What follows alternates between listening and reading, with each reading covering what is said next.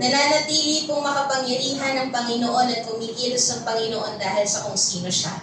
Amen po ba? Amen? Dahil siya ay mabuti, siya ay makapangyarihan. Amen? At talagang ang pangako po niya sa mga taong nauuhaw sa Kanya, siya ay matatagpuan siya ng mga taong nauuhaw sa Kanya. Amen? Those who seek with all their hearts, the Lord will be found. Amen? Amen. Hallelujah. Pwede po natin muli palakpakan ng Panginoon. Amen. Thank you, Lord. Thank you, Jesus. Hindi po tayo po ay kumikit at tayo po ay mananalangin. Hallelujah. Father, we thank you for today, Panginoon. Maraming salamat dahil pinag-aalab mo, O Diyos, ang puso ng bawat isa. Sa kabila, Panginoon, ng mga pagsubok na meron kami, O Diyos, na pwedeng magdulot sa amin ng kalamigan sa aming pananampalataya. But Lord, it is you, Panginoon, that cover us. It is you that guard our hearts, Panginoon, because you are the author and perfecter of our faith, Lord God. At maraming salamat dahil patuloy mong pinag-aalab ang apoy, ang pag-ibig sa aming puso, Panginoon. Hayaan mo, O Diyos, na ngayong umagang ito, Panginoon, patuloy namin maranasan ang pagkilos mo. Alam po namin na hindi ka pa po tapos sa aming buhay, hindi ka pa po tapos na kumilos sa aming kalagitnaan, Panginoon. And we believe, Lord God, that you will continue to meet us today, Lord God. That we will encounter you, Panginoon, in a powerful and supernatural way. That we will experience you more than before, Panginoon.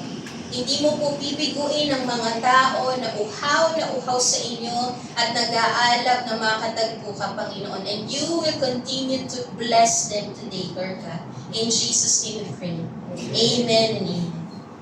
Ngayon pong umagang ito, ang atin pong topic is about Christians at work. Pakisabi po, Christians at work. Christians at work. Sino po dito ang nagtatrabaho?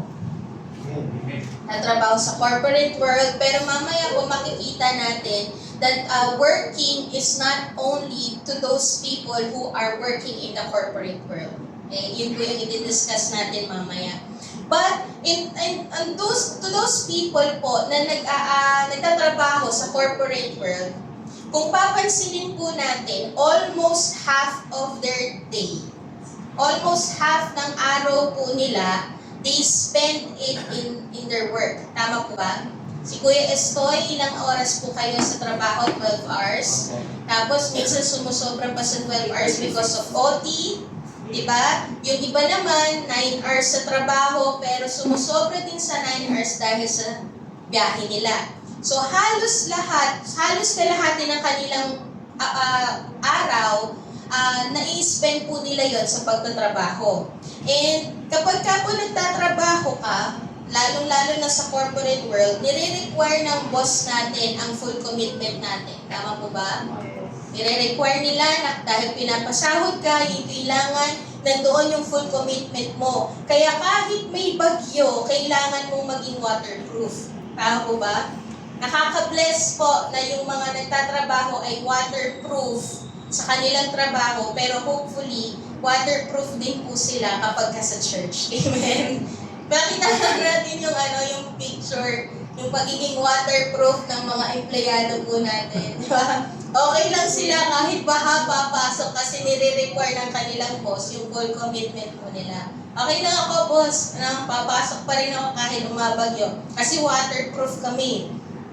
Eh dahil po sa minsan po dahil sa sobrang pagod po natin sa pagtatrabaho, nagkakaroon po tayo ng sakit kapag Monday. Sino po dito yung sa trabaho nagkakaroon ng sakit pag Monday? Tinatamad magtrabaho, parang kapag Friday pa lang, parang feeling mo magkakasakit ka na sa Monday. Meron po ba gano'n? No? Na Friday pa lang magme-message ka na sa boss mo, boss, magkakasakit ako sa Monday, hindi po ako makakapasok. Minsan ganun din yung mga estudyante, no? Ayun yung mga estudyante na sa likod. But you know what? The reality po, work is part of our life. Ang trabaho po ay parte ng ating buhay. Kagaya po nung dinascuss po natin 2 weeks ago, ang money po is part of our life. Money is part of our lives. Ginagamit po natin ang money to buy clothes, to buy foods, to buy shelter. Parte ng ating buhay ay ang maghanap buhay. Tama po ba? Parte na po ng buhay natin yung maghanap buhay. Kaya lang ang tanong po sa atin ngayon, because ang pinag-uusapan natin is about life. Yung mga bagay-bagay sa buhay natin, the pursuit of life. Pero ang tanong po sa atin, tayo bilang isang Kristiyano, paano nga ba natin dapat gawin? Ano nga ba yung dapat natin ginagawa sa ating trabaho? Paano tayo sa trabaho natin? Paano dapat natin tutignan? Paano dapat tayo kumilos sa ating trabaho bilang isang Kristiyano? Kasi kung papansinin niyo po, bilang isang Kristiyano dapat you are above ordinary. Not only sa lahat sa ibang bagay, but also sa work natin, nire-require po tayo ng Panginoon to be excellent in our work. Today po, magkakaroon po tayo ng biblical perspective about work. Yung topic po natin today is focusing on work. Okay? Focusing po siya on work, pero ito pong mensahe na to, gusto ko lang po maging malinaw sa bawat isa, na ang mensahe po natin ngayon patungkol sa trabaho ay hindi po nag-aalis ng kahalagahan patungkol sa ministry. Kung trabahong binibigyan po tayo ng Panginoon ng mensahe patungkol sa kung paano tayo kikilos bilang isang Kristiyano sa ating trabaho, hindi po iniaalis ng Panginoon yung kahalagahan na dapat ang isang Kristiyano ay nagbiministeryo. Na dapat ang isang Kristiyano ay nagtatrabaho din sa loob ng tahanan ng Diyos. Okay? So today po, we will talk about the wrong perspective and the biblical perspective about work. Ano nga ba yung maling pagtingin natin patungkol sa trabaho at titignan po natin kung ano ang sinasabi ng Panginoon patungkol sa trabaho. Unang-unang bagay po, ang nakikita po natin about work is bad. Wrong perspective po sa atin that we think that work is bad, ang pagtatrabaho daw po ay masama. Okay? But sa biblical perspective po, ito po ay commandment ng Panginoon. Okay? Meron po tayong wrong perspective na ang trabaho ay masama sa mata ng Diyos kasi di naman yan pang-eternal. Ang pag-aaral ay masama sa mata ng Diyos kasi secular yan, hindi yan pang-eternal. Hindi naman yan makalangit na gawain kasi ang trabaho, ang boss natin sa trabaho ay tao lang, hindi si Lord. So meron pong mga maling perspective about work, that work is bad. But you know, in the Bible po, the Lord is telling us, is commanding us to work. Okay? Work is a command of God. Sa Genesis 2:15 ang sabi po dito, work is a command of God. Sabi po sa Genesis 2:15, the Lord God took the man and put him in the Garden of Eden to, ano po yung sabi ng Lord? Ano po yung purpose? Bakit yung nilagay si Adam? Ano pong gagawin niya? To work it and keep it. So, working is the first instruction of God to Adam. Iyan po yung first instruction ng Panginoon. Work is the first responsibility given to man. Iyan po yung unang commandment ng Panginoon kay Adam nung siya ay dinala sa Garden of Eden. Okay? Ang sabi niya, you take dominion over everything. You work in the garden. Iyon po yung sabi ng Panginoon. Work is part of the command. Hindi po masama ang trabaho kasi commandment po yan ng Panginoon. In the Bible, you will see that the Lord is encouraging people to work kasi ayaw po ng Panginoon na ang kanyang mga anak ay maging tamad and to do nothing. Okay? The Lord is not encouraging, in the Bible po, if you will see, the Lord is not encouraging His people to become lazy and to do nothing. Sabi po sa Proverbs 13:4, ayaw po niya tayong maging tamad. So, sabi po doon sa Proverbs, the soul of the sluggard craves and gets nothing, while the soul of the diligent is richly supplied. Yung wisdom po na binibigay ng Panginoon sa atin ay yung wisdom na maging masipag ka, hindi maging tamad. Hindi po in-encourage ng Panginoon na maging tamad tayo. The Lord doesn't encourage laziness. Okay? Trusting Him, yung sinasabi po natin na yung pagtitiwala sa Panginoon ay hindi po ibig sabihin na ikaw ay magiging tamad at wala ka nang gagawin. Okay? Yung trusting Him to act. Yung sinasabi po sa Psalms na you need to wait and to trust Him. To wait for Him to act. Antayin mo na ang Diyos ang kumilos. Hindi po ibig sabihin nun that you will do nothing and you will become lazy. Huwag po natin hayaan na maging kagaya tayo ng karakter ng Pinoy na wantamad. No? Naniniwala po ako, wala pong wantamad dito. May pangalan na Juan, pero hindi tamad. Okay? Kasi, bakit naman po yung sinasabi nila, meron po silang kasabihan palagi, mas okay ng tamad, hindi naman pagod. Sino po yung may ganong katwiran? Mas okay ng tamad, hindi naman pagod. Ayaw po yung Panginoon yun. And yung sinasabi din po ng Panginoon sa Matthew 6:33-34 that to seek first the kingdom of God and His righteousness, and all these things will be added unto us. Therefore, do not be anxious about tomorrow. Huwag mo nang intindihin yung bukas. Huwag ka nang mag-alala sa bukas mo. Ayun yung sinasabi ng Panginoon dito sa Matthew 6:33. Huwag mong habulin yung mga bagay dito sa mundo. Ang habulin mo ay ang Diyos. Unahin mo ang Diyos. At huwag mo nang intindihin yung bukas. Yung sinasabi po ng Panginoon dito na huwag pag-intindi ng bukas ay hindi po nag-aalis ng paggawa at pagtatrabaho. Ito po Matthew 6:33 ay hindi po tayo ini-encourage ng Panginoon na huwag ka na magtrabaho at maging tamad ka na lang o wala ka na lang gagawin. Okay? At lalong-lalo na po, hindi po sinasabi ng Panginoon na huwag ka nang gumawa. Okay? Ang ibig sabihin lang po nitong Matthew 6:33 is unahin mo ang Diyos. Ibig sabihin po nun, i-acknowledge mo sa buhay mo na ang lahat ay galing sa Kanya at ang lahat ay na siya ang nagbibigay ng lahat. Yun po yung sinasabi. Na unahin mo siya sa iyong buhay pero it doesn't mean that the Lord is encouraging you to do nothing. Yung sinasabi po na trusting God and waiting for Him to act doesn't mean doing nothing. Okay?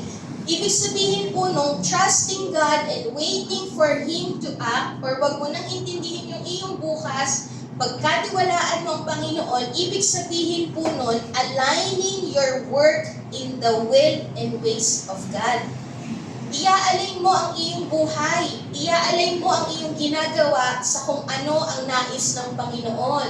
Sa kung ano ang dapat mong inuuna. Yung sinasabi po sa Matthew 6:33 is pag-a-acknowledge sa buhay mo na ang lahat ay galing sa Diyos at ang lahat ay si Lord ang magbibigay. Amen? Iyan po yung sinasabi doon. Hindi mo gagawin, ang ibig sabihin po ng trusting God and waiting for Him to act, ay hindi po ibig sabihin na wala ka nang gagawin, kundi hindi mo gagawin yung mga hindi nais ng Diyos. Yun po yung trusting Him. Ang trusting Him ay hindi mo gagawin ang hindi nais ng Diyos. Kundi, pag sinabi mo that you are trusting God and you are waiting for Him to act, gagawin mo lang kung ano ang kalooban ng Diyos habang ikaw ay naghihintay sa gagawing pagkilos ng Diyos. Naintindihan mo ba?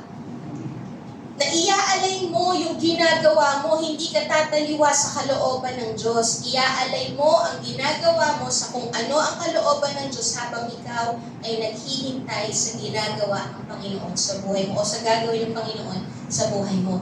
Kagaya po last week, yung testimony po, yung ginawa po ng Panginoon sa buhay ko last week, yung share ko na rin po ito sa inyo na nung sinabi po ng Panginoon na huwag mo nang ituloy yung pag-advance, yung pag-cash advance. Kasi kung sino po yung mga nakarinig ng testimony last week, kinulang po ako sa pagbabayad ng Meralco.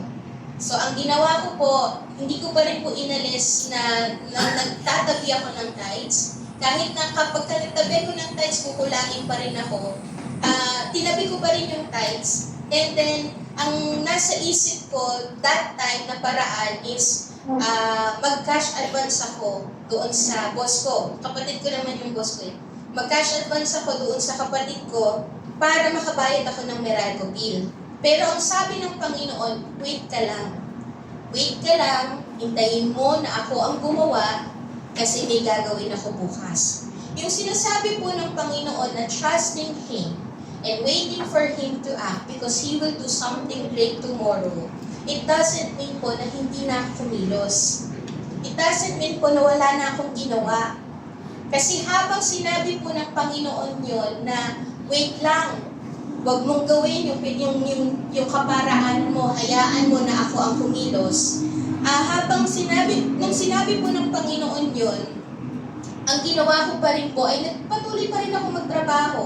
Nagpatuloy pa rin po akong maglingkod sa Panginoon. Nagpatuloy pa rin po akong umattend sa Bible study. Nagpatuloy pa rin po akong mag-worship sa Panginoon. Nagpatuloy pa rin akong mag-minister sa kanyang mga anak.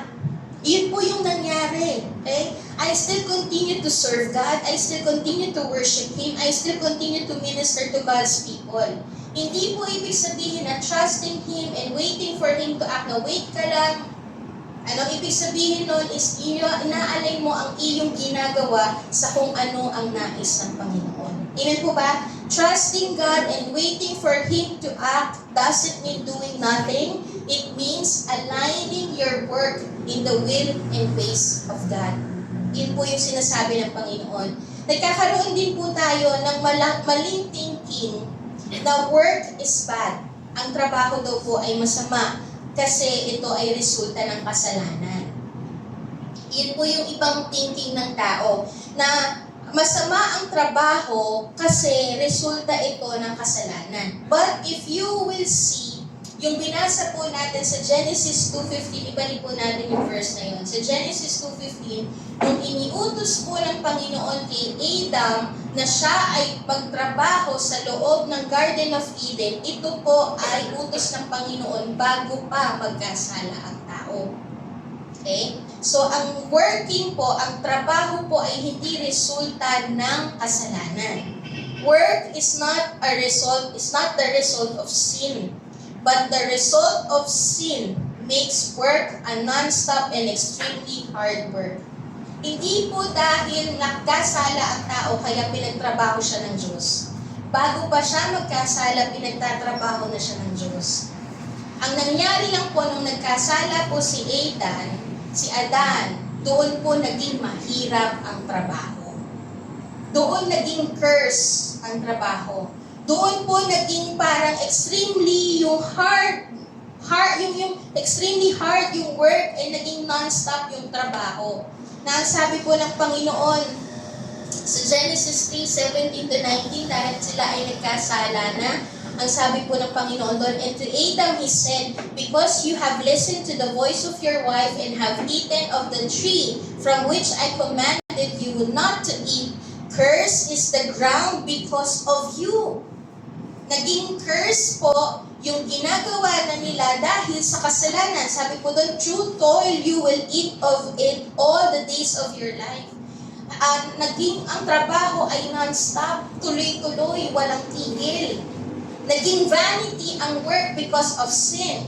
But hindi po masama ang hindi po masama ang trabaho kasi kinumand na yan ng Panginoon. Ang sabi po sa 18, both thorns and thistles it will yield you, and you will eat the plants of the field.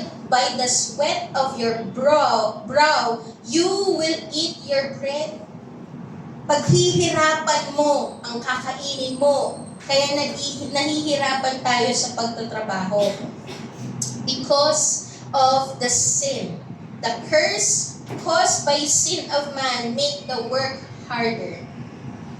Yun po yung dahilan kung bakit naging mahirap ang trabaho. It is because of the sin of man. But before pa po magkasala ang tao, pinagtatrabaho na siya ng Diyos. Utos na po yun ng Panginoon. Kaya doon po pumasok na work is vanity. Yung sinasabi po ni Solomon sa Ecclesiastes 2:22-23, doon po pumasok na sinasabi ni Solomon parang walang kwenta na ako ay nagtatrabaho lang ng nagtatrabaho. Yun po yung sinabi niya.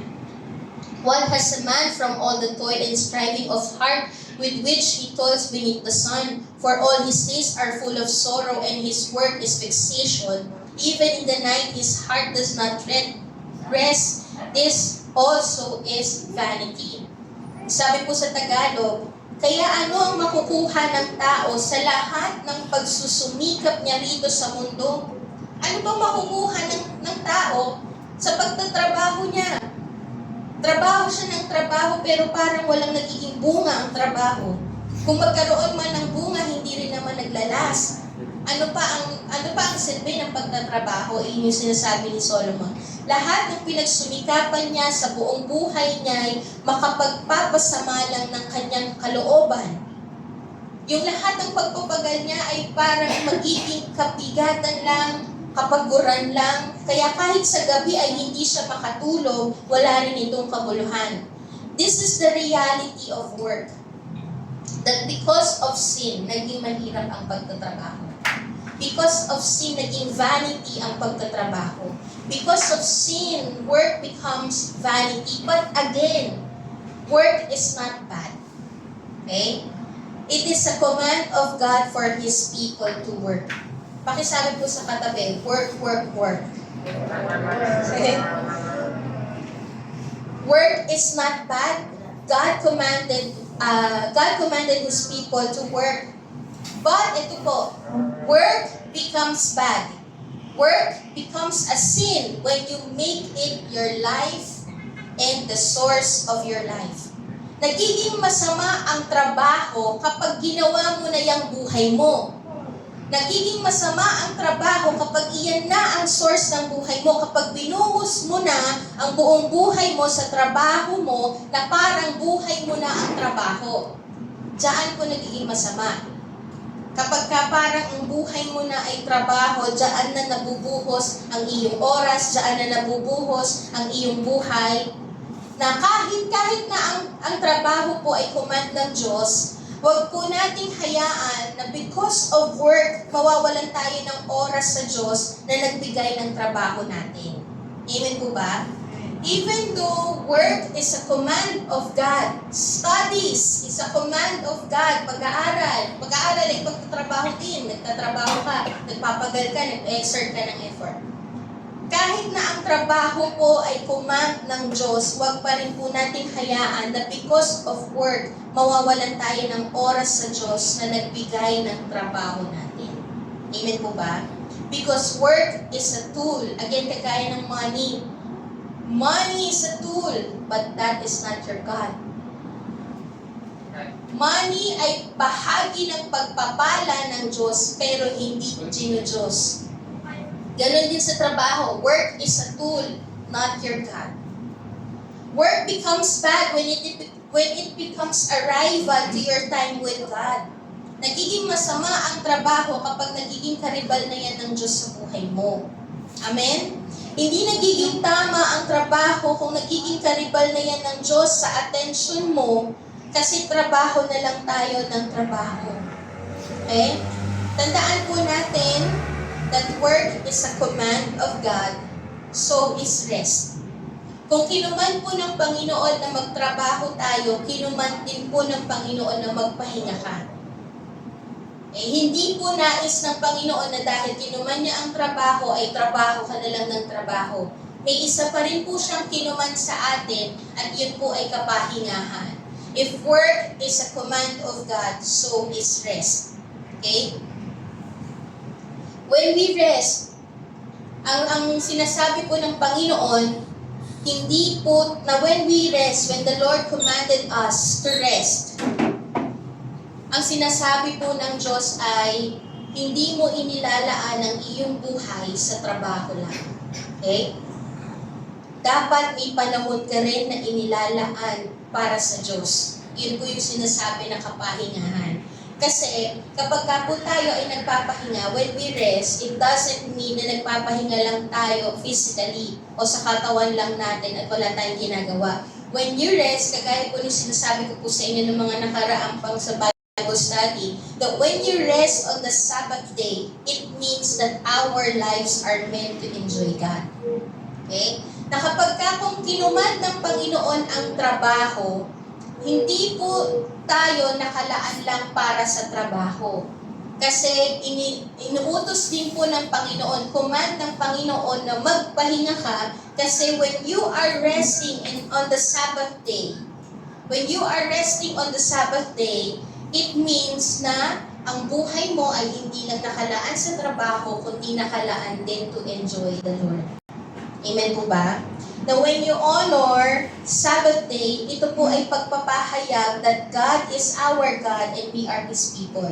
Kasi kung papansinin niyo po, yung sinasabi po, yung utos po ng Panginoon to observe the Sabbath day, to make it holy, kapag kung papansinin po natin, iniutos po ng Panginoon na mag-rest sa Sabbath day, ito po ay iniutos lang niya sa kanyang bansa.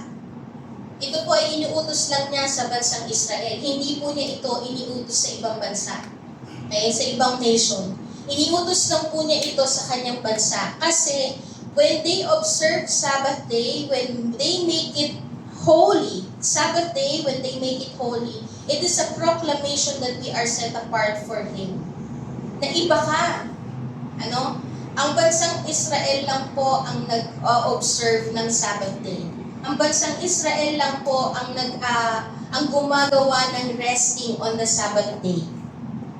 Kasi ang bansang Israel po ay nakaset apart para sa Kanya, para sa Diyos. Na pagpapahayag po ito at pagpapaalala po ito sa atin na ang buhay natin ay hindi para sa mundo, hindi para sa trabaho lang, kundi ang buhay natin ay para sa Diyos and to enjoy the Lord. Yun po yung sinasabi when you observe Sabbath day.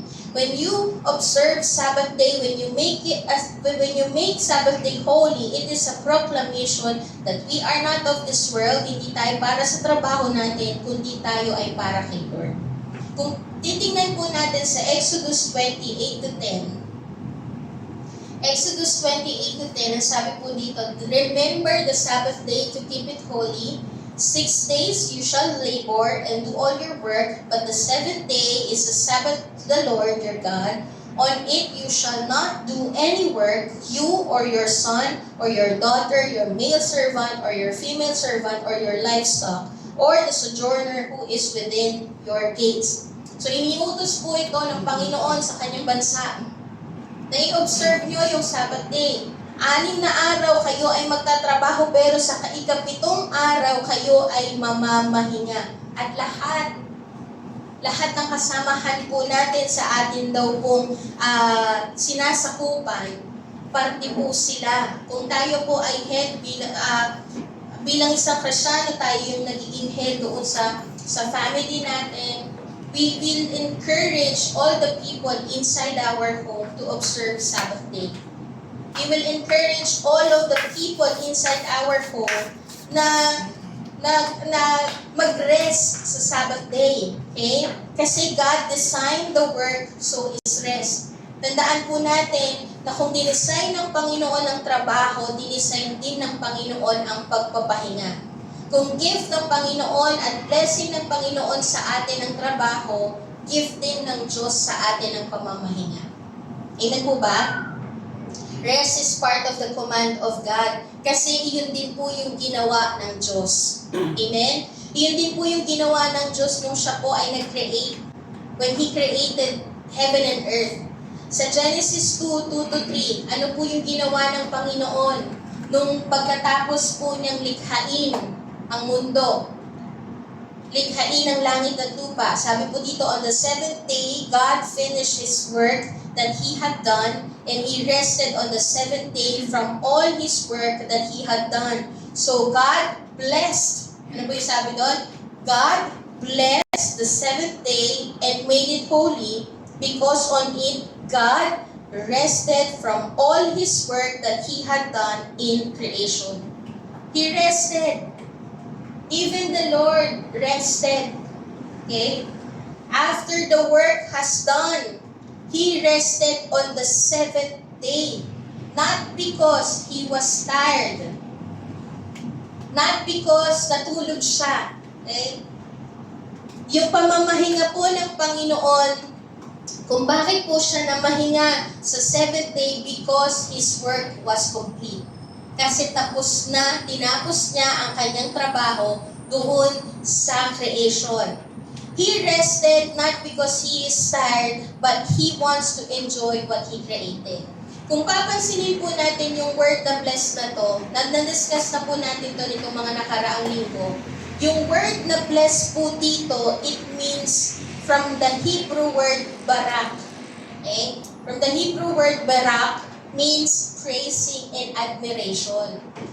Nag-rest po ang Panginoon, hindi yung yung pagre-rest po ng Panginoon ay hindi yung pagtanggal na ng lahat ng kanyang gagawin, wala na siyang ginawa. Okay? O namahinga na lang siya kasi pagod siya. Yung ginawa po ng Panginoon on the seventh day is He adore, He admire, He enjoy His creation. Iyon po yung utos ng Panginoon sa atin kapag tayo ay namamahinga on the Sabbath day. On the seventh day, when God rested, it doesn't mean wala siyang ginawa. It means He admired His creation, He enjoyed His creation. Iyon po yung utos ng Panginoon. Iyon yung ginawa ng Panginoon. He enjoyed His creation. He admired. And pagdating po sa part natin, yung iniuutos po ng Panginoon about resting on the Sabbath day, it means that you are enjoying and praising your Creator.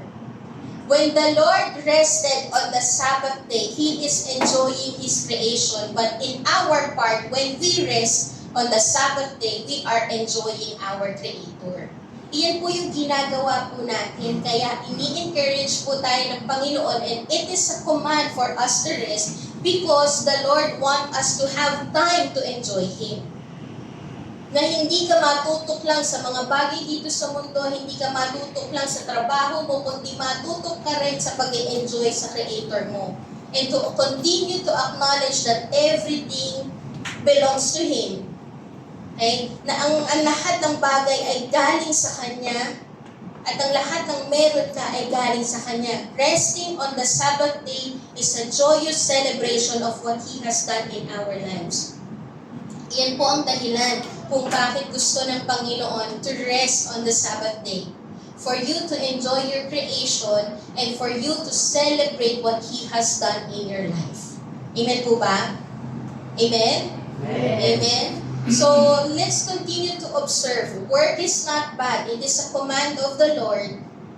And nagiging bad lang po ang work kapag ka nakatutok na tayo doon. Kaya kinuman din po ng Panginoon for us to have a balanced life. Kinuman din po ng Panginoon yung rest. Amen? And pangalawa po na wrong perspective about work. Work is the source of your identity. Na nangyayari po sa buhay ng tao is nakatuon sa trabaho ang value mo. Nakabase sa trabaho mo, yung value mo, yung kahalagahan mo. Kapag mamaya pag-uusapan natin. But, tandaan po natin that the work of Jesus Christ on the cross is the source of your identity. That is the biblical perspective. Hindi po trabaho ang source ng identity mo o ng value mo. Hindi po natin, wag nating hayaan na manggaling sa trabaho yung kahalagahan mo. Kasi ang kahalagahan mo at yung identity mo ay galing po sa ginawa ng Panginoon. Ang source po nun ay ang ginawa ng Panginoon sa krus ng Kalbaryo. Mayroong perspective po tayo na nakukuha natin ang identity natin at significance natin sa work title. Diba? Na minsan po kapag halimbawa, doktor ka, parang feeling mo, wow, you are valuable. Tama po ba? Kapag may doktor sa pamilya, wow, grabe ang galing. Grabe ang tindig, napakahalaga. Iba yung pagpapahalaga natin sa pamilya natin na may trabaho, na ang title ay doktor. Tama po? Kasi minsan ang nakikita natin, work is the giver of our value. Our work title is the giver of our value. Na mahalaga ka kapag mataas ang posisyon mo. Ano? Minsan po ba ganoon yung nakikita natin? That you work hard to become a doctor, you work hard to become an engineer, you work hard to become a teacher, you work hard to become a lawyer, kasi ang tingin mo, nandiyan ang value, your work title. Hindi po natin sinasabi na masama ang mag-aral ng mabuti and to aim for that course and to aim for that profession. Hindi po natin sinasabi. Wala pong masama doon. Pero kung ang meaning ng buhay mo, ang kahalagahan mo at ang identity mo ay natatapos lang doon, your identity is only temporal. Kasi ang pagiging doktor ay hanggang dito lang sa mundo. Ang pagiging lawyer ay hanggang dito lang sa mundo. Minsan po, nakikita natin that work is the giver of our significance. Kagaya ng sinabi natin, kapag ka ikaw ay unemployed, parang ang baba ng tingin mo sa sarili mo.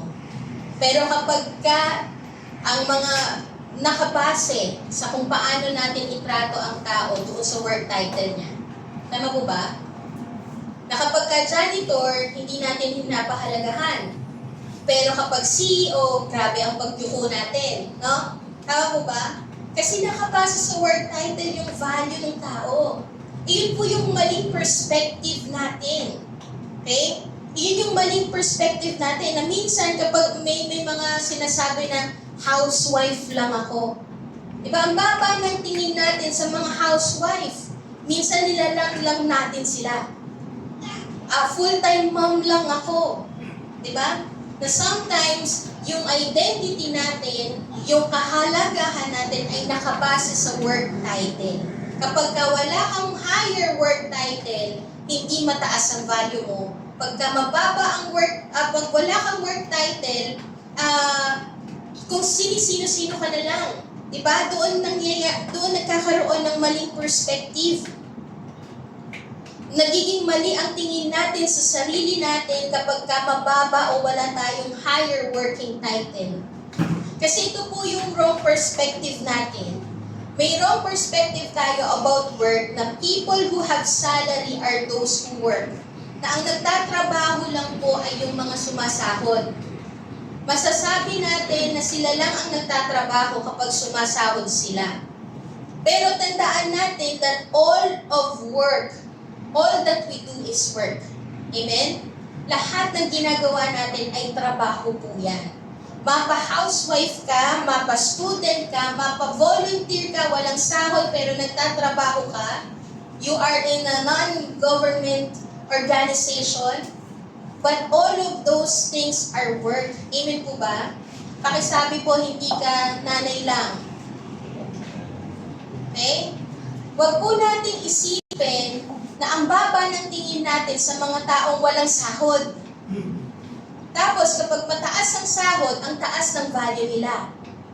Kapag mataas ang working title, ang taas ng value nila. Hindi po doon nakabase ang identity natin. Tandaan po natin yan. Amen po ba? Hindi nakabase sa title mo ang identity mo. Amen?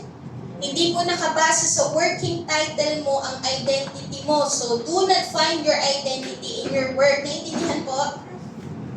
Naintindihan?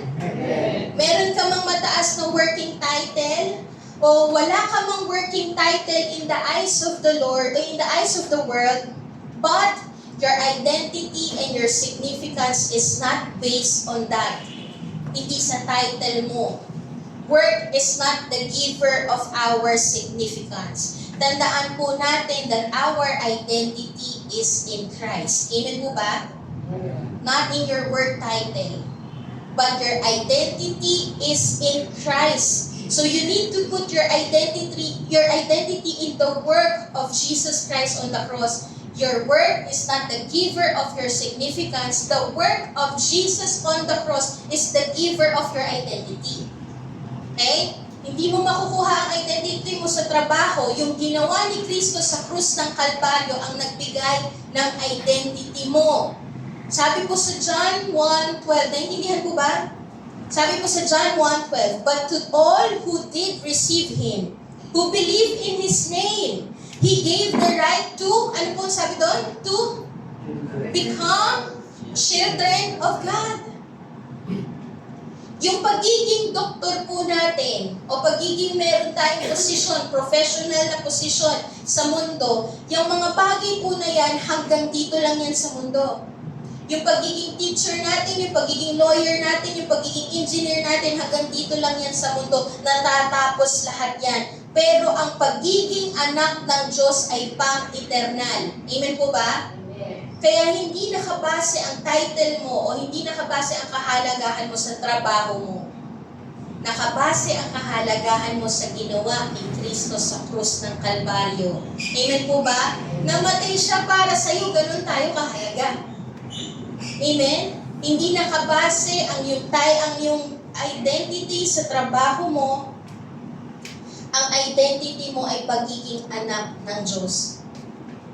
Amen? Your identity will only be found in the finished work of Jesus Christ on the cross.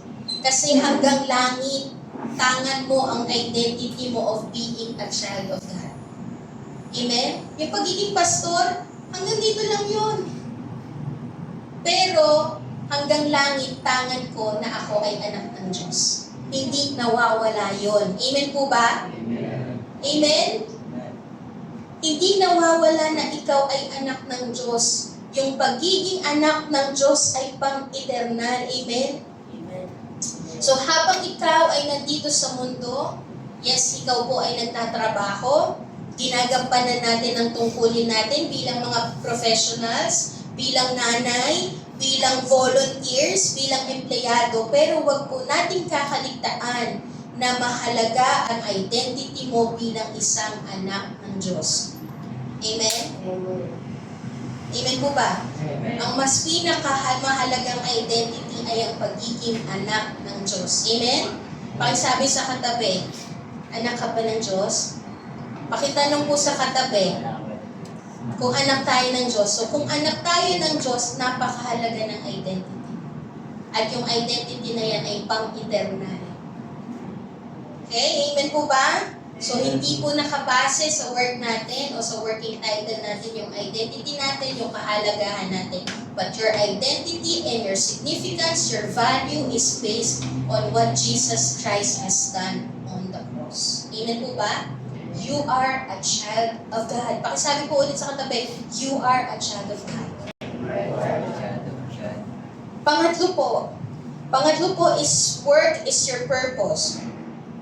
Yan po yung from perspective po ng mga tao about work, that work is your purpose. Na ang dahilan mo kung bakit ka gumigising araw-araw ay para lang magtrabaho.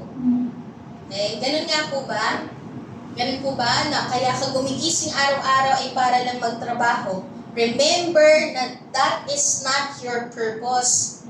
Amen? Your purpose is not your work. Pakisabi sa katabi, your purpose is not your work. But your purpose is to glorify God in your work. Amen po ba?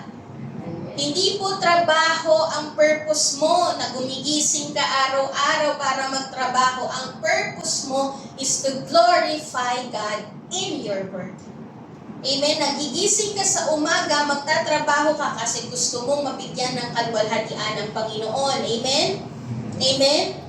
So paano nga ba natin? Meron pong dalawang bagay on how to glorify God in our work. Una po is to offer it to the Lord. Paano nga ba natin mag-glorify ang Panginoon sa ating trabaho? First is to offer it to the Lord. Sabi po sa Colossians 3:23, whatever you do, work heartily as for the Lord and not for men. Yung sinasabi po dito na work heartily, ibig sabihin po nun, mahalin mo ang iyong trabaho. Ito pong verse na to sa Colossians 3:23, ang context po nito ay secular work, corporate work, not the ministry, but yung work nila sa labas ng church. And ang sabi po sa Colossians 3:23, whatever you do, work heartily. The Lord is encouraging us na lagyan mo ng puso ang pagtatrabaho mo. Kahit na nandiyan ka sa corporate world, wherever you are, may business ka, nasa corporate world ka, nasa BPO ka, nasa field ka, saan ka man nandoon, lagyan mo ng puso ang iyong ginagawa. Mahalin mo ang iyong ginagawa. Mahalin mo ang iyong trabaho. Nasa bahay ka, full-time ka sa tahanan, full-time mom ka, full-time housewife ka, lagyan mo ng puso ang iyong ginagawa, mahalin mo ang iyong ginagawa. Kasi ano po yung sabi dito? Because you are working para kanino? For the Lord. Ang boss natin ay hindi tao, ang boss natin ay ang Diyos. Amen po ba? Kaya mo bibigay yung the best mo, kaya mo gagalingan. Kaya ka magtatrabaho ng mahusay at may puso kasi ginagawa mo ito hindi dahil sa boss mo kundi dahil sa Diyos. Dahil ang boss mo ay hindi tao kundi ang boss mo ay ang Diyos. Amen po ba?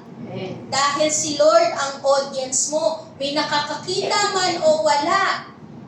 Nakikita man ng boss mo o hindi nakikita ng boss mo, nakikita man ng tao o hindi nakikita ng tao, ang Diyos pa rin ang audience natin, nakikita yan ng Diyos. Amen po ba? Kaya gawin natin ng may puso. Gawin natin ng buong puso ang ating ginagawa sa pagtatrabaho. I-enjoy natin ang ating pagtatrabaho at bigyan po natin ng kalwalhatian ng Panginoon sa ating pagtatrabaho. Amen po ba? Pag nagwawalis po tayo, Lord, I give it all to you. Wag yung kalat. Okay? Lord, itong ginagawa ko para sa iyo to. Kaya gagalingan ko ang pagwawalis. Kahit po sa loob ng church, yung paglalatag po natin ng mga upuan, pag ginawa mo yan para sa Panginoon, nagiging mabangong samyo yan sa Diyos. Amen po ba? Buti na lang hindi nasisira ang upuan natin kasi dahan-dahang inilalagay. Hindi nagdadabog. Amen po ba? Amen po ba? Amen? Praise God kasi yung mga walis po natin hanggang ngayon buo. Kasi maayos na ginagamit pag-walis, hindi nagdadabog. Amen? Kasi ginibigay para sa Panginoon. Amen po ba? Amen? Lahat ng ginagawa natin, kapag in-offer po natin yan sa Diyos, it becomes worship. Amen? Work becomes worship when we offer it to God. Work will not be a burdensome. Hindi po magiging kabigatan ang trabaho, hindi magiging meaningless ang trabaho if you glorify God in your work. Even in a small act sa trabaho mo, pag ginawa po natin yan para sa Diyos, ito po ay nagiging mabangong samyo at pagpupuri sa Panginoon. Amen po ba? Hindi po natin iniaalis na napapagod ang ating katawan sa pagtatrabaho. Pero, ang trabaho po ay hindi magiging kabigatan kapag iyon po ay ginagawa mo para sa Diyos. Amen po ba? Amen? Yung ginagawa po natin sa bahay natin, sa mga full-time mom natin, pag ginagawa po natin yan para sa Diyos, hindi po yan magiging kabigatan. Amen po ba? Dahil ang dahilan kung bakit natin ginagawa ang trabaho ay bigyan ng kalwalhatian ang Diyos. Amen? Your work will be meaningful and purposeful if you do it for the Lord. Amen po ba? Pwede po ba natin palakpakan ng Diyos? Your work will be meaningful and purposeful if you do it for the Lord. Ang sabi po kanina sa Colossians 3:23, in all you do, whatever you do, sa ibang version po, in all you do, lahat ng iyong ginagawa ay gawin mo para sa Diyos. All the work is sacred if you do it for the glory of God.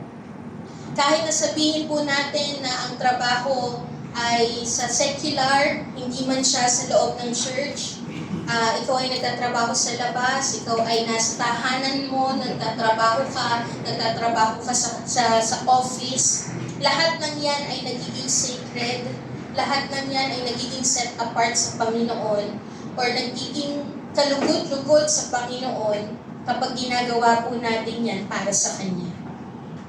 So dapat po nating maintindihan that serving God is also glorifying Him in our work. Ang paglilingkod po sa Panginoon ay dito sa loob ng church, At ang paglilingkod po natin sa Panginoon ay sa labas din ng church. Amen po ba? Ang paglilingkod po sa Panginoon ay sa loob at sa labas. Amen? Now, when you are glorifying God in your work, you are serving Him. Amen? So, even in your family, sa pamilya ka man naglilingkod, sa corporate world ka man naglilingkod, sa campus, mga estudyante natin, or you have business, you are serving God on that place kasi gino-glorify niyo siya. Amen po ba? When you glorify Him in your work, you are already serving Him. Amen? Amen po ba? Sabi din po sa Colossians 3:24, knowing that from the Lord you will receive the inheritance as your reward. Si Lord ang magre-reward po sa atin. At ang sabi po dito, you are serving the Lord your Christ. You are serving the Lord Christ. So wherever you go, whatever you do, you are a servant of the Lord. Ginagawa natin yun kasi naglilingkod tayo sa Diyos. So kung may sports po tayo, use it to serve God and proclaim His Word. Amen po ba? Na habang nag-i-smash ka, God bless you! habang nag-shoot ka, the Lord is with you. Wow! Parang joke lang po yun. Lahat ng ating ginagawa, gawin po natin yun to serve God and to proclaim His Word. Amen? Kung may business tayo, use it to serve God and to support God's Word. Kung meron tayong organization, use it to serve the Lord by ministering to the people who are in need. Kung tayo ay naglilingkod bilang nanay sa ating tahanan, bilang asawa sa ating tahanan, use it to serve God through your family and bring them to the Lord. Amen po ba? Lahat ng bagay na ginagawa natin is an opportunity to serve the Lord and to proclaim His name. Amen? So, all of the things that you are doing is work. Amen? Huwag po natin ilagay na ang nagtatrabaho lang ay yung sumasahod. Huwag po natin ilagay na ang nagtatrabaho lang ay nasa corporate world. All the things that you do is work. And all the things that you do is an opportunity to serve the Lord and proclaim His name. Amen? Pangalawa po, paano natin mag-glorify ang Panginoon is to represent God in your work. You need to represent God in your work. Kasi tandaan po natin that you are not just carrying purpose. Hindi ka lang nag-carry ng purpose mo na ikaw ay Kristiyano, but you are carrying presence. Ang dinadala mo ay pangalan ng Panginoong Jesus. Saan ka man magpunta, ang dinadala mo ay ang presensya ng Diyos. Ang tangan-tangan mo ay ang pangalan ng Panginoong Jesus. So you need to represent God in your work. Kapag ka pumasok ka sa trabaho, kapag nagtatrabaho ka, kahit saan ka man magpunta, kahit saan man yan, estudyante ka, bilang isang Kristiyano, ang nire-represent mo po ay hindi ang iyong sarili, kundi ang nire-represent mo po ay ang pangalan ng Diyos. Amen po ba? Pakitignan po yung katabi. Nakikita po ba ang presence ni Lord dyan? Amen. Nagre-reflect si Lord? Amen. Amen, amen. Loving ang ating katabi kasi loving si Lord. Amen po ba? Excellent ang ating katabi kasi excellent si Lord. Alam niyo po yung nakaka-amaze po sa grasya ng Panginoon. Ito lang po yung nakaka-amaze sa grasya ng Panginoon. Kasi kahit na we are weak vessel, kahit na we are fragile vessel, pinayagan pa din po ng Diyos na idikit niya ang kanyang pangalan sa atin. Diba? Grace yun ng Lord eh. Weak tayo, fragile vessel tayo, pero ang sabi pa rin ng Panginoon, sige, i-represent mo ako sa mundo. Sige, gawin i-carry mo yung presence ko. Carry my name. Diba? That's the grace of the Lord. Kaya every time that we go out, every time we work, remember that you are not just carrying purpose, but you are carrying His name. Remember that you are not just carrying your name, but you are carrying the presence of God. Amen? Nire-represent mo ang pangalan ng Diyos. So bilang isang worker, mag-glorify mo ang pangalan ng Panginoon sa trabaho mo when you represent Him in your work. Represent the Lord in your work. Let God be your model in how you work. Amen? Meron pa po tayong konting pag-uusapan pa kung paano magtrabaho ang Panginoon. Let God be your model on how you work. Paano nga ba magtrabaho ang Panginoon? Pakita po natin. Dito na po tayo magtatapos. Paano nga ba magtrabaho ang Diyos? Para ma-model nga natin siya sa ating trabaho. How God works. Una, God is the first worker. God is the finest worker. God is the finished worker. Sa Genesis 1:1, He is the first worker. Sabi po doon, in the beginning, God created the heavens and the earth. And in the beginning, God is already working. He is the first worker. Commandment ng Panginoon na tayo ay magtrabaho. Bakit? Kasi siya unang nagtrabaho. Amen? Kaya kung nire-represent natin ang Panginoon, dapat nagtatrabaho tayo, hindi tayo nagiging lazy. Amen po ba? Kasi nagtatrabaho ang Diyos eh. We have to work not just because it is a command, but we are reflecting the image and likeness of God. Kaya tayo nagtatrabaho kasi nagtrabaho din si Lord. Amen po ba? Amen? Pangalawa po, God is the finest worker. Pag sinabi natin finest worker, ibig sabihin nun, He is the best. He worked with excellence. Iyon po ang trabaho. Ganun magtrabaho ang Panginoon. Excellent siya magtrabaho. Hindi, pwede na yan. Okay na yan. Okay na to. Diba? Hindi ganun si Lord eh. Kung papansinin po natin, balik tayo sa Genesis chapter 1. Hindi na natin babasahin yung buong chapter. Pero kung papansinin po natin sa Genesis chapter 1, napakaganda ng creation ng Panginoon. Amen po ba? Kung titignan mo lang po ang labas, kung pupunta ka sa nature, napaka-magnificent, majestic ang ginawa ng Panginoon. Ano? Tumingin ka lang sa salamin, masasabi mo, Lord, you are a finest worker. Amen po ba? Tama po ba? Tignan mo yung katabi mo. Finest worker, finest work yan ng Panginoon. Amen. Amen? Masterpiece yan ng Panginoon. Ganun po magtrabaho ang Lord. We see the magnificence of God's work. Perfectly. Napaka-perfect po ng pagkakalikha ng Diyos sa ating pong sa mundo. Kung papansinin niyo po how perfect yung creation ng Panginoon. Kasi, bigyan ko lang kayo ng konting trivia po, na ang solar system po pala, magkamali lang yan, o mamali lang yan ng konting pwesto, magugulo ang mundo. Magugulo ang solar system. So, nakikita po natin how perfectly the Lord holds and create the creation. Amen po ba? Excellent maker po ang Panginoon. Perfect, excellent, magnificent po ang pagkakalikha ng Diyos. And hindi lamang po nakakamangha ang pagkalikha ng Diyos sa creation. Pero, in every lives of His people, nararanasan po natin na nakakamangha ang kanyang pagkilos at paggawa. Amen po ba? Kung titignan po natin sa mga testimonies po natin, nakakamangha na ang pagkilos ng Diyos. Amen? He is the finest worker. Amen po ba? Kaya yung previous topic natin sa Ecclesiastes 3:11, ang sabi po doon, He has made everything beautiful in its time. Kasi lahat ng ginagawa ng Diyos ay maganda. Amen po ba?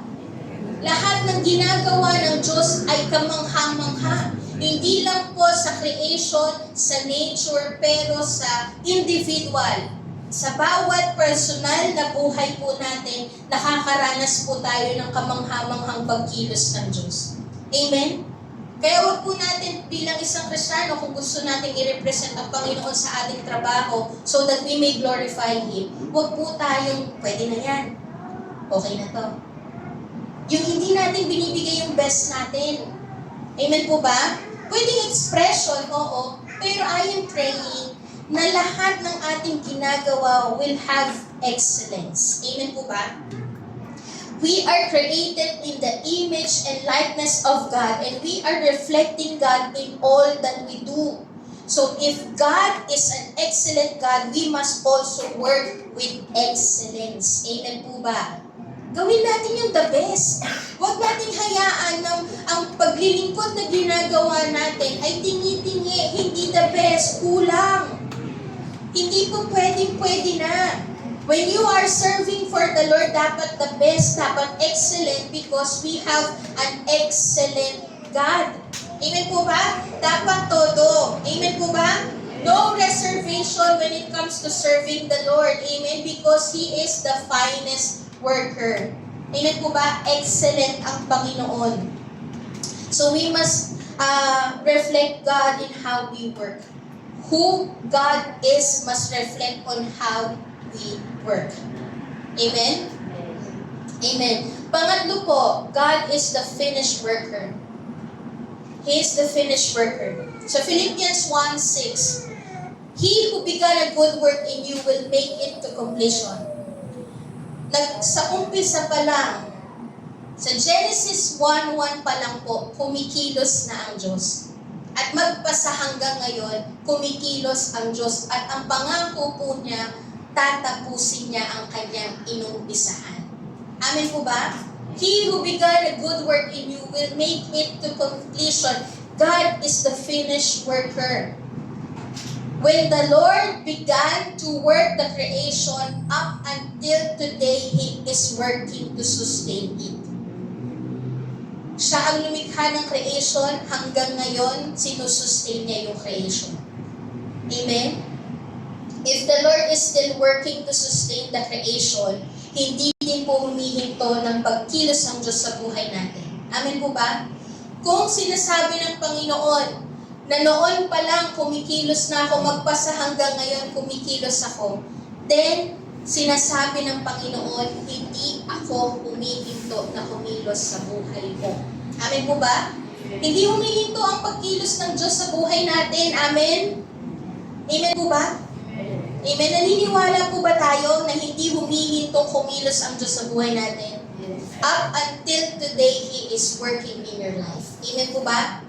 And He will make it to completion. Yung inumpisahan niyang magandang bagay ay tatapusin niya sa'yo. Amen po ba? Tatapusin niya, He will make it to completion. Kukumpletuhin niya.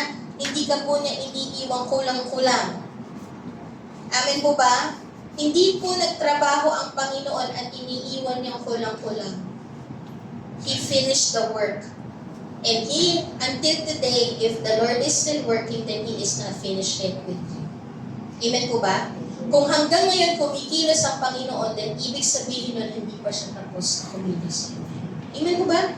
Hindi pa siya tapos. So in our lives, for us to glorify God and to reflect God sa pagtatrabaho, you need to finish well what you have started. Kung si Lord ay finished worker at gusto mong i-reflect si Lord sa trabaho mo, then you need to finish well what you have started. Tapusin mo ng maayos yung inumpisahan mo. Amen po ba? Kasi si Lord is finished worker. Amen? Huwag tayong maging ningas pugon. Sala sa init, sala sa lamig, minsan nandyan, minsan wala. Huwag tayong maging ningas pugon na sa umpisa lang magaling pero walang natatapos. Sino po yung aamin po ba tayo na ganun tayo? Or parang sa umpisa lang ako magaling? Kasi hindi ko naman natatapos lahat. Pero ang sabi ni Lord, He is a finished worker. So if you started well, finish well. Amen? If you started well, finish well. Huwag mong hayaan na kapag nahirapan ka, mag-give up ka na agad. Amen? Yung pag nahirapan ka, mag-give up tayo agad-agad. You need to finish well what you have started. Thank you, Lord, for this truth. Amen po ba? You need to finish well what you have started. Huwag po sana tayo mag-umpisa na naglilingkod sa Diyos at matatapos na nagpapakasasa sa mundo. Huwag po nating hayaan na nag-umpisa tayo sa Diyos at matatapos tayo sa mundo. Huwag po nating hayaan na nag-umpisa ka sa Diyos at magtapos. Dapat ang nangyayari sa buhay natin, kung nag-umpisa tayo sa Diyos, magtatapos tayo sa Diyos. Amen po ba? Kung nag-umpisa kang naglilingkod sa Diyos, magtatapos ka na naglilingkod sa Diyos. Amen. Kung nag-umpisa ka na mainit sa Panginoon, magtapos ka na nagiging mainit sa Diyos. Amen po ba? Amen. Finish well what you have started because our God is a finished worker. Amen po ba? Tinatapos niya kung ano ang kanyang inumpisahan. Recap lang po tayo. Biblical perspective about work. Bago po tayo mag-end, pwede ko po bang tawagin ng worship team? Biblical perspective about work. Work is a command of God. Hindi po masama ang trabaho kasi ito po ay command ng Panginoon. And kung kinuman po ng Panginoon ang trabaho, He is also commanding you to rest. Kasi hindi lang po tayo nakalaan para magtrabaho, nakalaan din po tayo to enjoy our Creator. Amen po ba? And the work of Jesus on the cross is the source of your identity. Hindi ka po basta doktor lang, hindi ka po basta nanay lang, hindi ka po basta full-time working housewife lang. Pero ikaw po ay anak ng Diyos. That's your identity. Huwag natin kunin ang ating kahalagahan, ang ating identity sa kung ano ang title natin sa trabaho. Ang kunin mo at ang maging source ng identity mo ay yung ginawa ni Cristo sa krus ng Calvary. That because of what Jesus has done on the cross, you become the children of God. Ikaw ay anak ng Diyos. Amen? Amen. And biblical perspective about work, glorifying God in your work is your purpose. Yan po ang purpose natin. Ang purpose po natin ay hindi bumangon para magtrabaho, kundi magbigay ng kaluwalhatian sa Diyos sa ating trabaho. Amen po ba? Next slide. So kung gusto natin na i-glorify ang Panginoon sa ating trabaho, paano natin ito gagawin? You need to offer it to the Lord. That everything you do it for the glory of God. Everything you do, ito ay para sa Diyos. At ang lahat ng ginagawa mo pagka in-offer ko sa Panginoon, ito ay nagiging pagpupuri sa Kanya. It becomes worship. And paano din natin mag-glorify ang Panginoon sa ating trabaho? You need to reflect God in your work.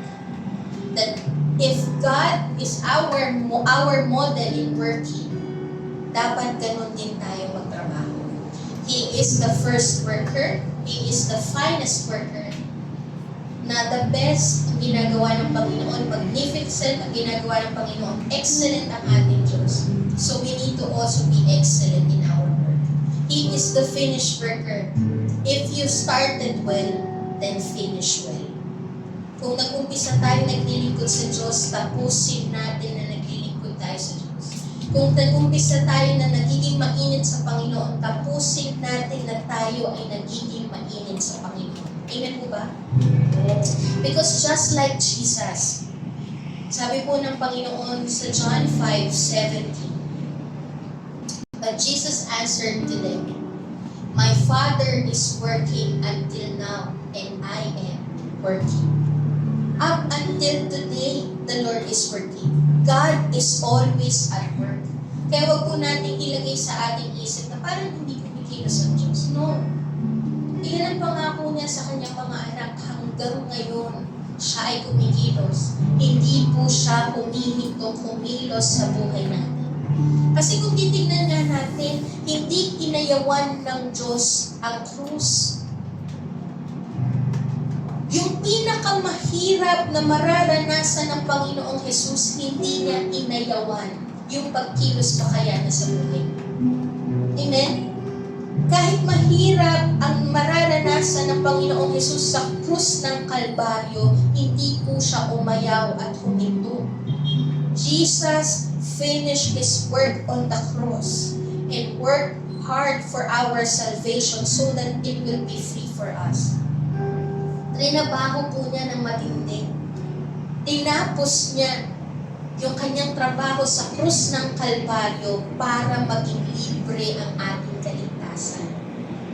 Amen po ba? Ganoon katindi kumilos ang Panginoong Jesus. At hanggang ngayon kumikilos po siya. Sabi po niya, up until today, the Lord is working. Kaya nga nasabi po niya na it is finished. Nasabi niya sa krus, it is finished kasi tinatapos niya yung kanyang inumpisahan. Kailangan niyang tapusin ang kanyang inumpisahan kahit na ito ay mahirap dahil ang nasa isip niya ay ang iligtas tayo. Amen po ba? Kaya huwag po nating ilagay sa ating isipan at huwag po nating hayaan na ang paniwalaan natin ay hindi kumikilos ang Diyos sa buhay natin. Kasi yung pinakamahirap na pinagdaanan ng Diyos sa krus ng Kalbaryo, tinapos niya. It is finished. Amen? And until today, God is working in our life. Amen po ba? Amen. Up until today, God is working. Kumikilos ang Diyos. Amen po ba? Pakisabi po sa katabi, kumikilos ang Diyos. Ibinigay po ng Diyos ang lahat para sa atin. And tayo, dapat ibigay din po natin ang the best para sa kalwalhatian ng Panginoon. Amen po ba? Amen. He who began a good work in you will make it to completion. Amen? Pwede po ba natin basahin ulit ito? He who began a good work in me will make it to completion. Angkinin natin to. Pakisabi po ulit. He who began a good work in me will make it to completion. Amen? Yung inumpisahan ng Diyos, kukumpletuhin po niya. At hanggang ngayon, hindi po siya humihintong kumilos sa ating buhay. Amen? Because He is the first worker, He is the finest worker, and He is the finished worker. Amen po ba? Pwede po ba tayong tumayo lahat? And let's continue to worship our God and give thanks to Him kasi hindi po humihintong kumilos ang Panginoon. Amen? Let's continue to be grateful. Lord, I am so grateful for all the things that you have done. The reason why I am resting is to have a joyous celebration of all the things that you have done in our